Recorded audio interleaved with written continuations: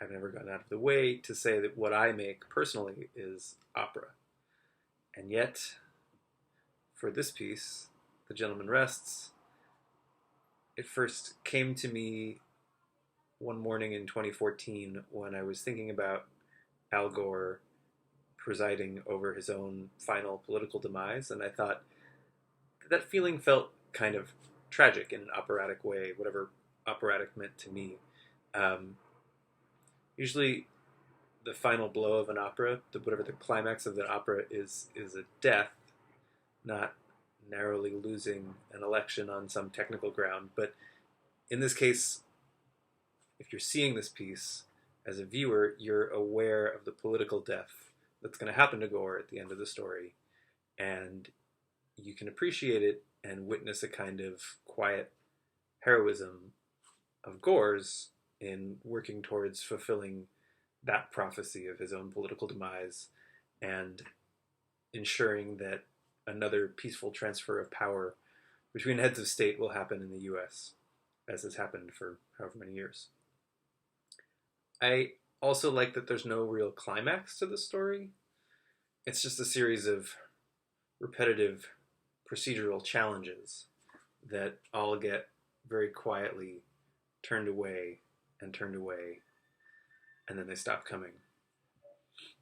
And then after that, you still have to read these really mundane but kind of beautiful, flowery certificates with this antiquated language from a bunch more states. So you can call it an opera if you want, or you can not. You can come up with some sort of longer term, but for my part, I'll say this is my contribution to some sort of operatic feeling narrative arc. On a related note, Sam Morrison, who plays keyboards in the piece, has dubbed this the Goratorio. In my mind, this piece isn't about Al Gore. In The Gentleman Rests, Gore is the guy who's just trying to move things along. Rather than actually try to imitate what he sounds like, when the 5 vocalists in the piece, who each take turns as Al Gore, are speaking or singing, they are saying his lines really, really quickly in a very high register, almost incomprehensible.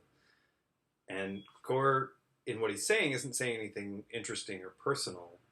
He is, in this case, just enforcing an invisible conceptual wall of procedure, and the objections from the CBC are crashing against this wall.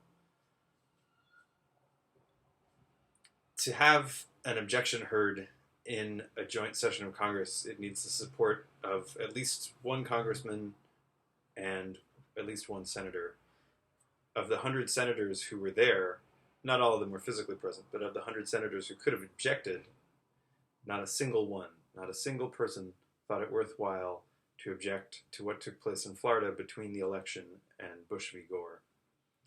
So the focus of the piece in my mind is that the Congressional Black Caucus had the fortitude and the moral clarity to stand up to try and stop an injustice from happening, and to make a point that racially motivated disenfranchisement is, in this particular election, and has always been and continues to be, a deep blemish on the notion of American democracy.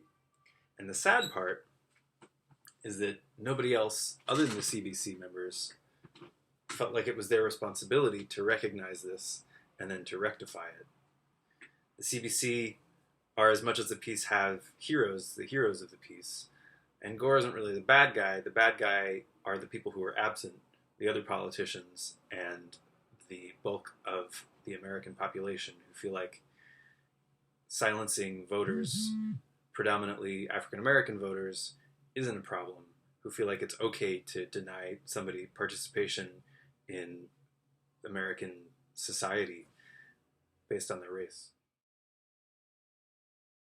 Especially those in the 9th Congressional District and all American voters who recognize that the Supreme Court, not the people of the United States, that the Supreme Court